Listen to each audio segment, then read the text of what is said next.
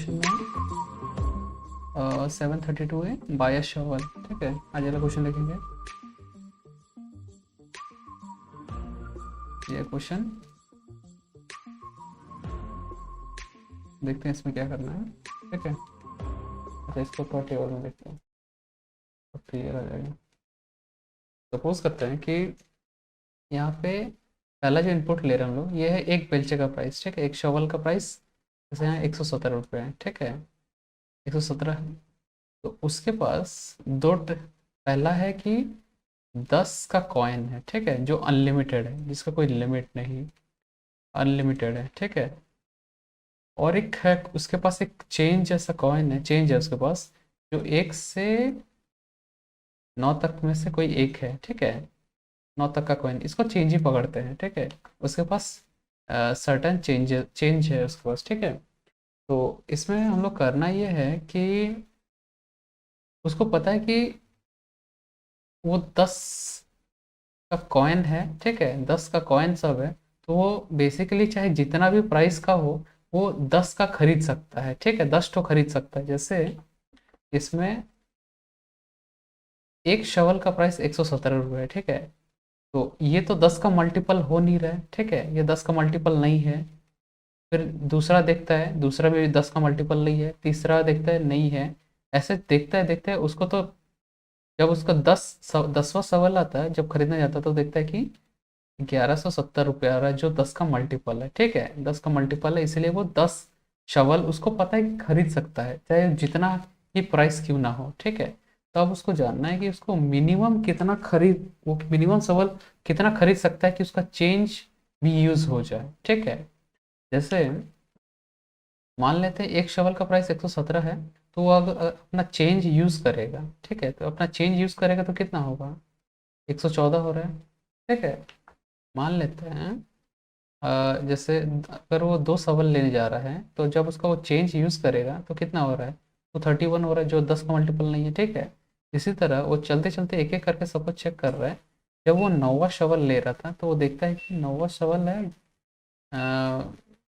1053 है। ठीक है, 1053 है, उसमें से अगर वो अपना चेंज को माइनस कर देगा, तो देखता है कि टोटल वो 9 सवाल खरीद सकता है। ठीक है, तो हम लोग को यही निकालना है कि टोटल वो कितना शवल खरीद सकता है। ठीक है, तो बेसिकली ये है कि हम्म, एक शवल का प्राइस इतना है। ठीक है, उसके पास चेंज है 3 रुपये। ठीक है, तो वो देखता है कि उसको तो पता है कि 10 सवाल खरीद सकता है, लेकिन 10 से कम अगर कोई है तो कितना होगा। ठीक है, तो इसमें देखते हैं कि अगर वो अपना 3 का चेंज यूज करेगा, तो मिनिमम 9 सवाल खरीद सकता है। ठीक है, जो 10 का मल्टीपल होगा।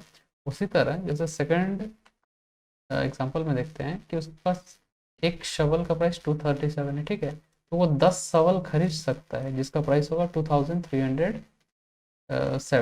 ठीक है, लेकिन अब देखते हैं कि अगर उसको मिनिमम अगर खरीदना हो अपना चेंज भी यूज करके, तो कितना होगा। तो जब वो पहला ही शवल देख रहा था, तो उसका जैसे यहाँ चेंज उसके पास 7 रुपये था। ठीक है, तो जब पहला शवल 237 और अपना 7 रुपया चेंज भी यूज कर रहा है, तो देखता है कि 230 हो रहा है। ठीक है, तो मिनिमम वो एक शवल खरीद सकता है। ठीक है, तो हम लोग को यही निकालना है कि वो मिनिमम कितना शवल खरीद सकता है। जैसे थर्ड वाला सैंपल में एक शवल का प्राइस है 15 रुपये। ठीक है, एक शवल का प्राइस 15 रुपये। वो पहला शवल लेने जाता है, तो देखता है कि पहला शवल 15 रुपये, तो 10 का चेंज। अब वो देखता है कि 10 में तो आ नहीं रहा है। ठीक है, अब वो अपना चेंज भी देख लेता है, क्या वो चेंज के हिसाब से भी उसका होगा कि नहीं। जब वो चेंज यूज़ करता है, देखता है कि 15 माइनस 2 हो रहा है 13। ठीक है, उसके बाद जब नेक्स्ट शवल लेने जाता है, तो देखता है कि नेक्स्ट शवल का प्राइस पहला का हो रहा था 15। जब दूसरा लेने जा रहा था, तो उसका देखता है कि 30 रुपये है, जो कि 10 का मल्टीपल हो रहा है। ठीक है, जो 10 का मल्टीपल हो रहा है, इसीलिए अ, अब मिनिमम मिनिमम के हिसाब से अब यही है कि वो मिनिमम 2 शवल खरीद सकता है। ठीक है, तो इसका कोड में देख लेते हैं कि इसको कैसे करेंगे।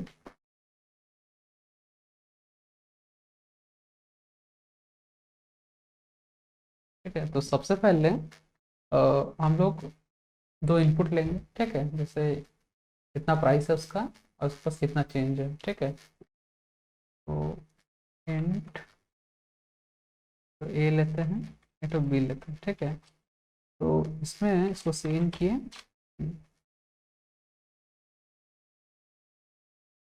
सीन करने के बाद क्या करेंगे हम लोग, लूप चलाते हैं, ठीक है।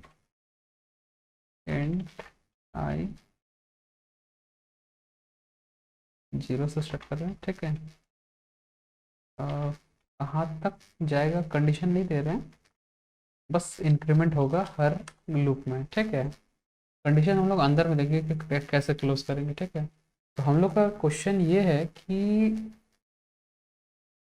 हम्म, अगर 117, ठीक है, ये 117 मतलब जैसे जो हम लोग ए का वैल्यू लिए, ठीक है, ए अगर 10 का मल्टीपल हुआ, ठीक है, तो ठीक है, यही हम लोग को निकालना है, ठीक है।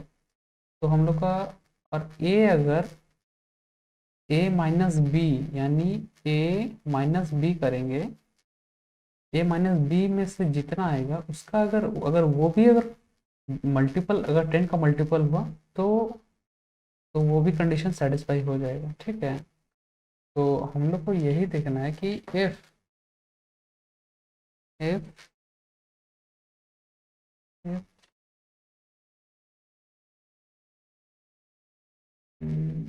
एक चीज़ गड़बड़ होगा इसमें कि हर बार हम लोग जैसे पहला वाला जैसे 117 ले रहे हैं, ठीक है, लेकिन हम लोग जब दूसरा वाला लेने जाएंगे तो हम लोग उसका मल्टीपल, पहला वाला का मल्टीपल लेना होगा, ठीक है।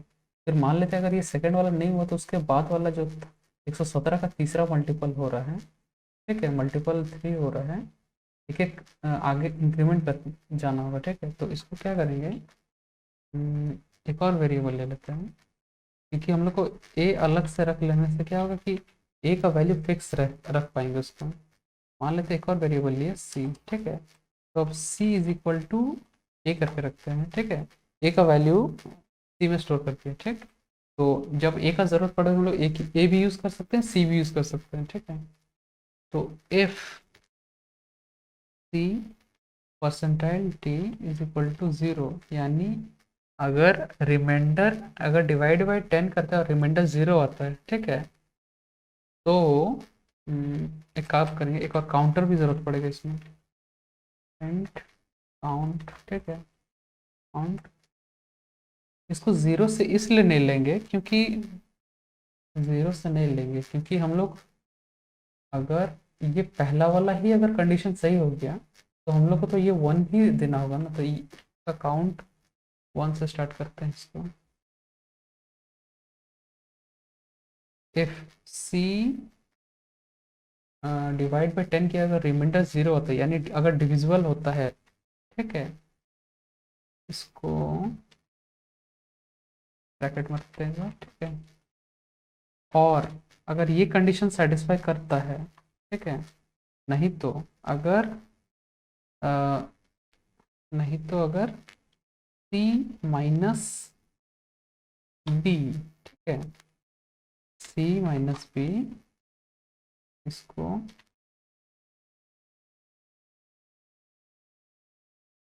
सी माइनस बी डिवाइड बाय, अगर इसको 10 करके अगर इसका रिमाइंडर 0 आता है, ठीक है, अगर ये कंडीशन दोनों में से कोई एक कंडीशन अगर सही हो जाता है तो हम लोग उसको कंडीशन वही ब्रेक कर देंगे, ठीक है। तो तो इसको ब्रैकेट में रखते हैं, ठीक है, और वो भी पूरे ब्रैकेट में रख लेते हैं, ठीक है।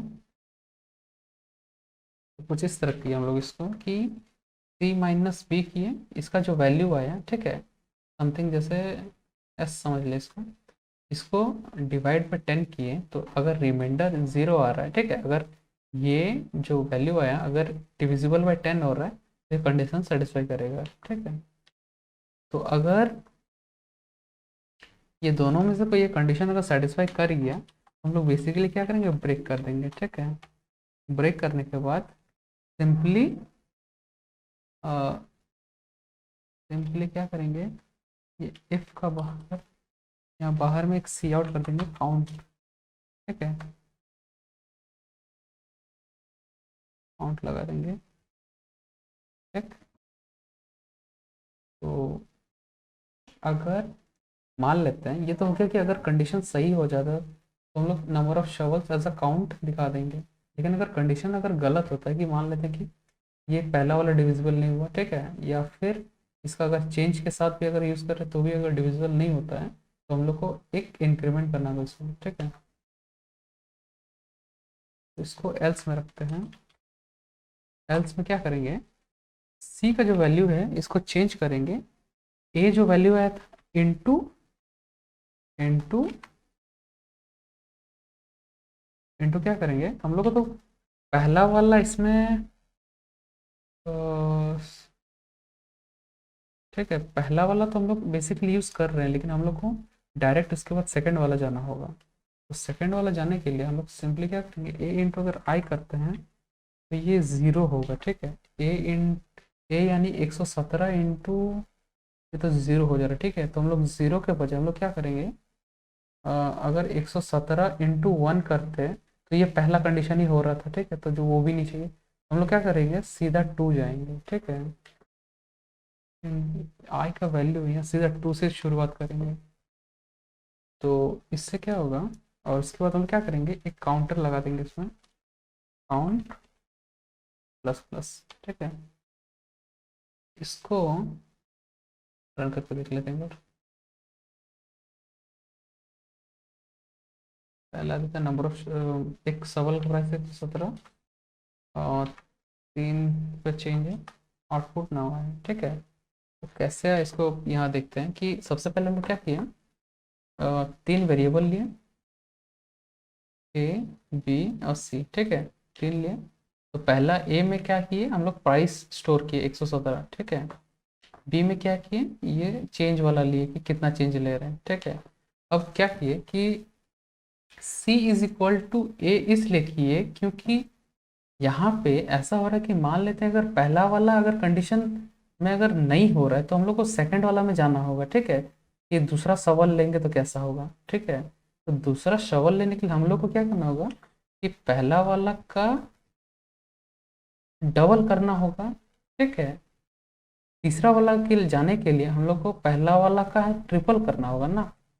तो 117 इंटू वन था ये पहला वाले के लिए।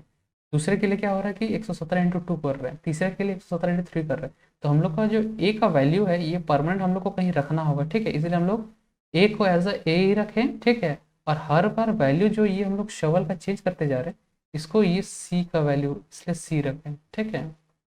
और इसके बाद जैसे फिलहाल क्या किए, सी इज इक्वल टू ए किए, यानी ए का जो वैल्यू आया था 117, इसको हम लोग सी का भी वैल्यू यही होगा अभी, ठीक है। 117 सी में स्टोर रहेगा, ठीक है। काउंट का वैल्यू हम लोग वन से इसलिए स्टार्ट किए हैं क्योंकि समझाते हैं कि मान लेते हैं यहाँ पे आई का वैल्यू यहाँ पे हम लोग अभी टू से स्टार्ट किए हैं, ठीक है, टू से स्टार्ट किए। इफ में सबसे पहले चेक करेगा कि सी का वैल्यू जो हम लोग लिए हैं 117, क्या ये डिवाइड बाई 10 है, ठीक है। तो ये कंडीशन तो गलत हो रहा है, नहीं है। और चेक करेगा क्या 117 माइनस बी, यानी ये जो चेंज है, ठीक है, -3, तो ये हो रहा है 114। क्या ये डिवाइड बाई 10 हो रहा है, तो ये तो नहीं होता है, तो कंडीशन गलत हो जा रहा है, ठीक है। कंडीशन जब गलत हुआ तो ये अंदर नहीं जाएगा, ठीक है। अंदर नहीं गया तो ये सीधा क्या हुआ कि एल्स में जाएगा, ठीक है। तो एल्स में जब जाएगा तो अब क्या करेगा, सी इज इक्वल टू ए था हम लोग का 117, ठीक है, इंटू हम लोग स्टार्टिंग में यहाँ एक्चुअली ज़ीरो इसलिए नहीं लिए क्योंकि बाई चांस अगर, क्योंकि अगर ये पहला वाला कंडीशन अगर नहीं हुआ, ठीक है, तो हम लोग को ऑब्वियसली कि उसको नेक्स्ट शवल के लिए भेजना ही होगा, ठीक है। तो नेक्स्ट शवल को भेजने के लिए हम लोग इसमें आई का वैल्यू ज़ीरो से नहीं ले रहे हैं, क्योंकि हम लोग को तो आई का 117 इंटू टू करना होगा ना, तभी तो हम लोग ये सेकंड वाला शवल के लिए जा सकते हैं, ठीक है। तो इसी के लिए हम लोग 117 इंटू वन भी नहीं किए, 117 इंटू जीरो भी नहीं किए, सीधा 117 इंटू यानी टू, आई का वैल्यू टू से इसलिए स्टार्ट किया है, ठीक है। तो अब क्या होगा यहाँ पे c is equal to 117 into i का वैल्यू हम लोग यहाँ पे टू लिए, तो ये अब होगा 234, ठीक है। ये 234 हुआ, और ये काउंट का वैल्यू, काउंट का value is equal to one से स्टार्ट किए थे, अब काउंट का value, count is equal to यहाँ पे काउंट इज इक्वल टू 2 हुआ। आने दीबो, आने दीबो, आने दीबो, जानी जानी ख्याल अच्छा मतलब। तो काउंट इज इक्वल टू इसमें हम लोग 1 से 2 लिए। इसमें काउंट 2 इसलिए लिए क्योंकि मान लेते हैं जैसे इस एग्जांपल में जैसे कि 237 है, ठीक है। तो इस एग्जांपल में हम लोग यहाँ पे ए का वैल्यू 237 लिए, बी का वैल्यू लिए हैं, बी का वैल्यू इसमें था आई थिंक 7 था। बी का वैल्यू इसमें 7 लिए हैं, ठीक है। तो बी का वैल्यू 7 लिए हैं। तो इसमें क्या हो रहा है कि तो बी का वैल्यू इसमें हुआ 7, ठीक है। तो स्टार्टिंग में ए का हुआ 237, बी का हुआ 7, ठीक है। तो अब हम लोग क्या किए, ए का ले लिए, बी का भी ले लिए, ये दोनों वैल्यू हम लोग ले लिए। इसके बाद सी इज इक्वल टू ए किए, यानी सी में ए का वैल्यू स्टोर कर दी जो कि है 237, ठीक है। 237 स्टोर किए। स्टार्टिंग में जहाँ पे जब हम लोग यहाँ पे इफ का चेक करेंगे, तो स्टार्टिंग में जब देखते हैं कि सी यानी 237 डिवाइड बाई 10, क्या ये डिविजिबल हो रहा है 10 से? नहीं हो रहा है, ठीक है। और में चेक करते हैं क्या सी माइनस बी हो रहा है 237 माइनस 7, ठीक है। बी का वैल्यू था 7, ठीक है। ये कितना 230 हो रहा है, क्या ये डिविजिबल बाई 10 हो रहा है?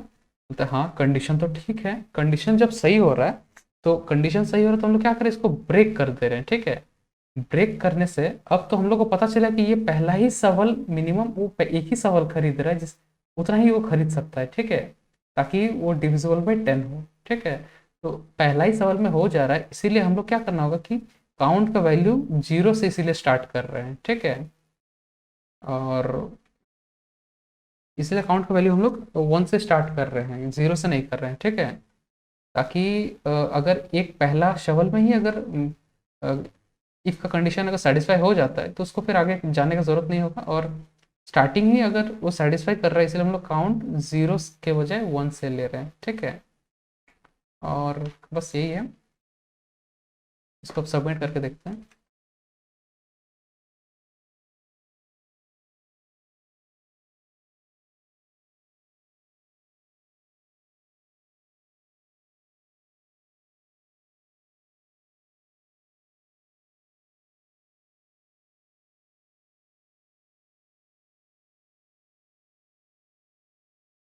एक्सेप्ट कर रहे हैं, ठीक है, ये सही है।